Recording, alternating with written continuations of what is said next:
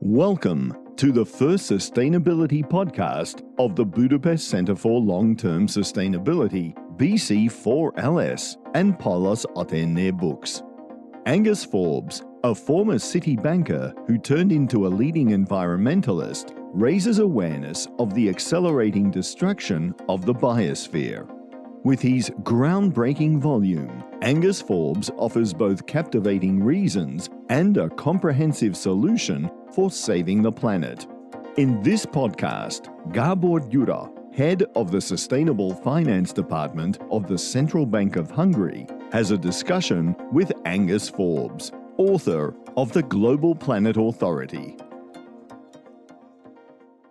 Good morning, Angus, and we really appreciate that you accepted our invitation for this discussion, for this podcast. And actually, personally, I'm really glad that we can talk about your book, The Global Planet Authority. I think many great books and scientific studies have been published recently about how serious environmental anomalies such as climate change are. But I think there are very few of them which actually suggest a solution, something tangible, something practical, but also something comprehensive and with sufficient ambition to tackle really the problem. And I really enjoyed reading your book. I think it's both a bit pessimistic and realistic, but also very optimistic by offering a solution and actually an out-of-the-box solution to all these problems. But reading your book made me curious about some of the backgrounds. And I think our readers will be quite keen again to learn about some of the things in the background that led you to write the book as you did it. So first of all, probably it would be great to start with your motivations. One could be wondering, what was your number one reason to write this book, and why did you write this book at the specific time as you did it? Well, thanks, Gábor. It's a complete pleasure to be here. So thank you so much for inviting me. Yes, I wrote the book about 4 years ago, so probably 2017 now, Global Planet Authority. It was a combination of having worked in the city of London in finance for 20 years, and then immediately after that, I started a green fund when I was still there. But then immediately after that, I got very heavily into sustainability, and I met some brilliant people, absolutely brilliant people along the way. A gentleman called Lord Stern, who wrote a very famous report, the Stern Report, saying that climate change was the largest market failure of all time. Jonathan Porritt, who founded Friends of the Earth, people in the city who are launching sustainability funds, the founders of Generation Asset Management, Al Gore and David Blood and Mark Ferguson. And overall, when I observed their brilliance and their efforts, the statistics were still getting worse. So I was going, oh, hold on, if these brilliant people are committing themselves and yet the statistics of biophysical degradation are getting worse, then there must be at least another part of the solution that we're missing. And I suppose, having grown up as a son of a diplomat, I've been watching the world for a long time, the geopolitics and how people behave. And it was that combination of knowing that we're all just humans, and we all get along, actually, and we all share so much, that I felt that it was natural for humanity to consider the next step, which is to step up into global governance above the nation state for the first time, to put in a specialist agency to protect our greatest common asset, which is the globe. In football, we have FIFA. In athletics, we have the IOC. In netball, we have the International Netball Federation. These are specialist, dedicated agencies whose only job is to protect and improve the game. And I think we should entertain such a move as humanity at this time. Actually, in your book, and I guess also that's, again, shedding also some light on your motivations. Of course, you offer a very detailed diagnosis of basically how serious the problem is. And actually, nowadays, I think many people talk about the existential threats humanity is facing. And it's, of course, not just environmental problems, but right now we are talking in the middle of a global pandemic, and there are also other threats. So where does climate change and environmental degradation fit into this environmental existential risk profile that humanity is facing? Well, Gabor, that's a really good question. Everything changed when we dropped the atomic bomb in 1945. The risk profile to humanity, literally, if there was a chart, it inverted in August 1945. So the three big bad boys, if I could call them, that we're living with at the moment is nuclear annihilation, potential of, climate change, which of course is the degradation of the troposphere, and environmental degradation as a whole, those three. But they are just about to be surpassed or augmented by three worse ones, or that compound the risk at least.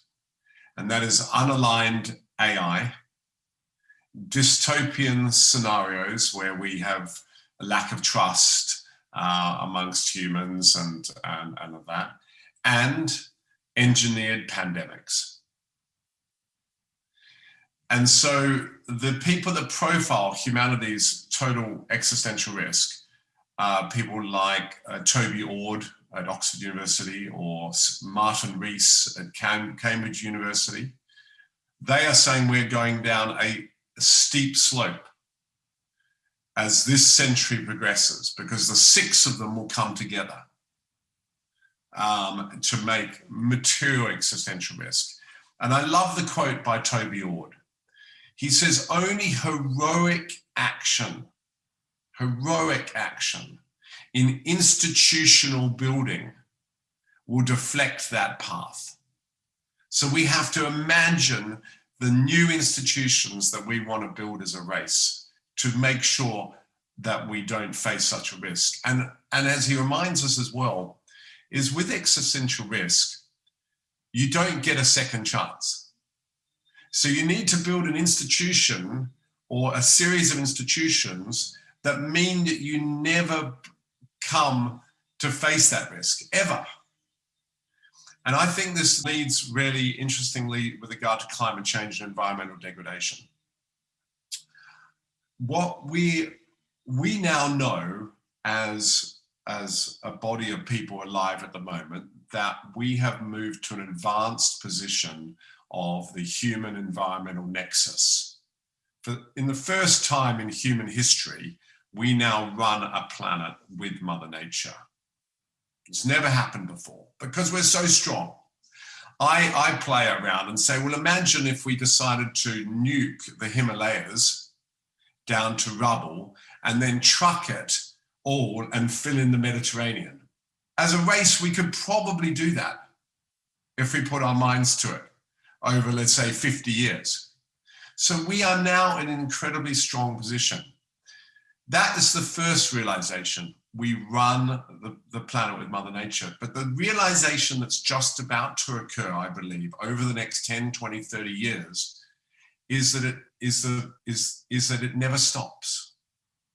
Assuming we hold this level of power, which is new, it will never stop. We will still need to take care of the planet in aggregate in the year 2122, and in the year 2400, and in the year 2700, because it's a new reality.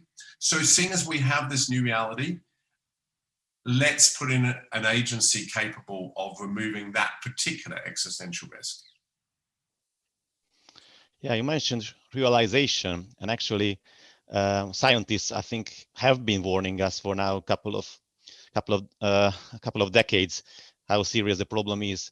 But do you think there is sufficient awareness in humanity about the seriousness of problems? I mean, among everyday citizens who are basically electing governments and officials, And if so, then how do you see the reasons behind the global failure to really establish international partnership, a governance structure that could really effectively fight climate change? I think the awareness is there. The press is fully open. I think just in our adult lifetimes, if you're 40 or 50 years old, you would have noticed a material change in the press. 20 years ago, an environmental story would hardly make the front cover. Now, the moment the last pink dolphin in the Chinese river dies, it's on the front pages. The moment there's a heat wave in Seville or in California, it's on the front pages. So humanity knows about the risk. Okay, imagine that the whole human race is in a spaceship. And we're zooming around space and it's dark and it's cold and there's no noise and there's no smell. And we land on planet Earth in 2021, right? And we spill out of our spaceship and we sink to our knees. We cannot believe that this planet, which is at 14.3 degrees and has tigers and bears and elephants and savanna and rainforest, we cannot believe it. Once we've got over our euphoria, the leadership group says to the 7.7 billion, hey guys, how are we going to protect this incredible thing, this life support mechanism for the next 1,000 years? Nobody in their right mind would say, hey, I've got a good idea. Let's split it up into 195 parts. Let's make the leaders not specialists because they're specialists in human goods provision, but not in biophysical care. They don't have any money. They're part-time. They're amateurs. The bottom line is that the system that we have is structurally flawed because it was built by our foreparents, by our forebears, to deal with the problems of their time. They needed armies, they needed cultural togetherness. We've got to remember how young the nation state system is. I'm sorry, I don't know how old Hungary is in its latest incarnation. But Germany was only born in 1881, Italy in 1882, the Federal Australia in 1900, the Republic of China in 1911, the People's Republic in 1947. Our nation states are babies in time, and they're not designed with a specific job of protecting a whole biosphere. And that's what we have to face up to now and give the job to specialists. And actually, your suggestion for these specialists is really to set up a global planet authority. And actually, you describe for us in the book the governance structure, how this authority could work in practice, how it could really reflect the priorities of all continents and regions of the world. And I think, and you do provide also kind of the road how to get there. But I would just really be curious again a little bit more about how you really see the chances of humanity getting there to have such an authority.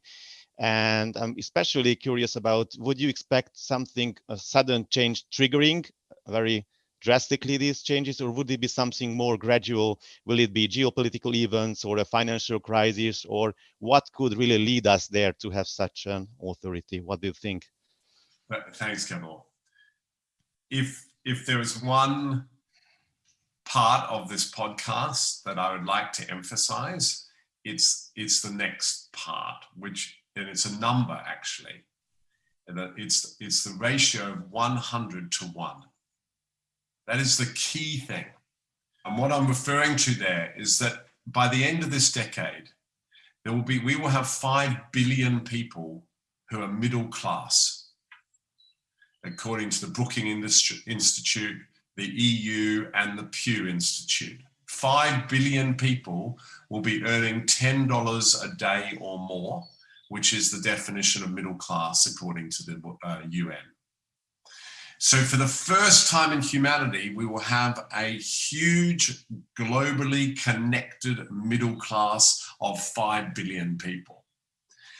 And then one has to ask oneself, how many people actually run and enforce the nation state system? How many people actually do that? And the answer is 50 million. There's only 21 million soldiers in the world. And then if you take 30 million most senior civil servants who uphold the highest levels of institutional form of the judiciary, executive and operating arms of all the governments, you get 30 million. If you take and compute that by 5,000 MPs of the world, give them 500 senior civil servants each, that's 25 million. So because we're an efficient race, we let 50 million people run and enforce our 195 nations. That's fine, because we all want to go and play tennis or study economics or do other things, right? Or feed our families or be farmers. But that ratio of 5 billion to 50 million or 100 to 1, which we've just hit for the first time at the global level, is the magic number, because it's the average of the most famous acts of revolutionary change of the last 250 years. It was 26 to 1 in America in 1776. It was 50 to 1 in South Africa in 1994. It was 90 to 1 in France in 1790. It was 100 to 1 in Russia in 1917. And it was 300 to 1 in India in the end of the British Raj. The average is 100 to 1. And we are just hitting it now. And what it does, it invokes the possibility by the middle class. What can we do? What can we build? Where can we go together? We can go past anybody. We have so much power as a collective. Now, you asked, what would the conditions be? For revolutionary change, you normally have 4 standard elements. You have the dissidents who are provoking the idea. That's what we're doing today. And there's a lot more of them. David Attenborough said in a lecture just 3 weeks ago, for the first time I've ever heard him say it publicly, he said we must go past the nation state. But if you look around, Harari, Hawken, Gaia Vince, more and more people are saying we've got to go somewhere else because it's just a structural flaw. The second thing is mass frustration. And that's about to happen because the middle class is going up in their aspiration, just as the environment will come down. So they'll get increasingly frustrated as a body of people that they can't continue to increase their crop yields, their wealth, etc. And of course, the press is open and will be reminding them of their risk profile. The third thing is shared motivation. We have to believe where we're going and what we want to build. And that's the work that's about to happen. And the fourth thing is crisis. Well, that is set. So of those 4 things, dissidents are getting louder. That's a tick. Mass frustration is about to occur. That's a tick. Shared motivation is the question mark. And crisis will occur between 2030 and 2050. That is also a tick. So we have 3 out of 4 so far. And let's assume that we arrive at having such a global solution for these problems. But even if we had such a global authority, of course, action would still need to take place on the local level, on the individual level. So I was just wondering, what kind of local or individual actions or solutions do you believe in personally? What kind of good practices do you see already happening, or what could happen in the future? It's an all-out change, isn't it? I love the computation done by Professor Marley of Oxford and his team. They computed the natural planetary metabolism natural planetary metabolism, which is the amount that the earth grows, the plants grow, and the energy that's absorbed, and the animals procreate. And they worked that out. It's incredible. I don't quite understand it, but they did. And what they said, what's easier to compute is the aggregate human industrial metabolism. How heavy we are, how many Coke bottles we produce, how many Teslas we produce, how many buildings we make, and of course we have the calculation of GDP. And what they said is that the industrial metabolism of our mankind has reached and surpassed that of nature, which means that I always like, it's a bit like a Coke, a glass of full fat Coke next to a glass of water. And we're just putting more and more Coca-Cola into the glass, and it slops over into the water and it degrades it. So what we have to do is reduce our aggregate industrial metabolism. So anything that becomes lighter is better. Less carbon in the car, ingrained carbon or emitting carbon. Nanocellulose is going to be so exciting.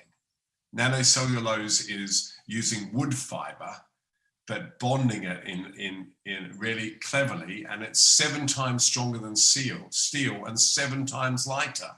So it's very likely that the Volkswagen that you will drive in 2035 will be made of wood. Won't be made of steel, because it'll be made of nanocellulose. So when you cast your eye across, let's say, the whole of Hungary, you can see it. What plastic is biodegradable and what is not? Where are they substituting in bamboo and wood?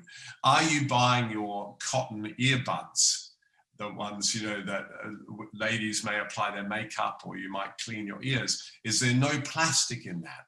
You'll know these things, and you can feel us getting lighter right across the board, everything. Our roads, we are practicing making roads, aren't we? Using plastic, recycled plastic rather than bitumen. So there's such an exciting future as we all swing to having a lighter footprint. And let's maybe close by a more personal question. I think your book does offer a lot of encouragement and inspiration that actually things are not lost. We can change things, but I'm curious, what gives you encouragement, inspiration, energy to give others inspiration and encouragement with all these dire topics such as climate change and environmental degradation? Thank you. I know it's so often quoted, and maybe it's even a bit of a cliche now, but the famous words by Gandhi that you must never lose faith in humanity. If humanity's progress is like a fish swimming,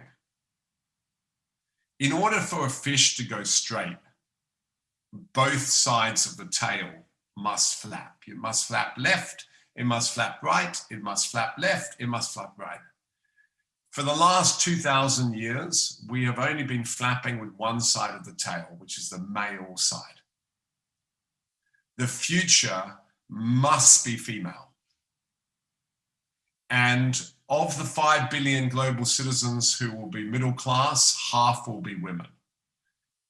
And I believe that the women will come together, they will allocate their personal sovereignty en masse, and they will lead us into global governance above the nation state in order to save humanity. Thank you very much, Angus. And let's indeed hope that the fish of humanity can really achieve sustainable progress. Once again, we are really grateful that you could join us to share your thoughts, and I'm sure our listeners will all agree that we very much look forward to reading more thoughts from you in the future. Thank you for your kind attention. If you enjoyed our program, please join us at our next sessions as well. This podcast was produced by the team of BC4LS and PABooks. If you haven't yet had the chance to get hold of the Hungarian version of the Global Planet Authority, we would like to offer you the ebook version for free. Please visit the webshop of PABooks, www.pallasatene.kiadó.com. and type in the word sustainability in the promotion code field. This offer is available for a limited time only, so don't miss out and enjoy the book.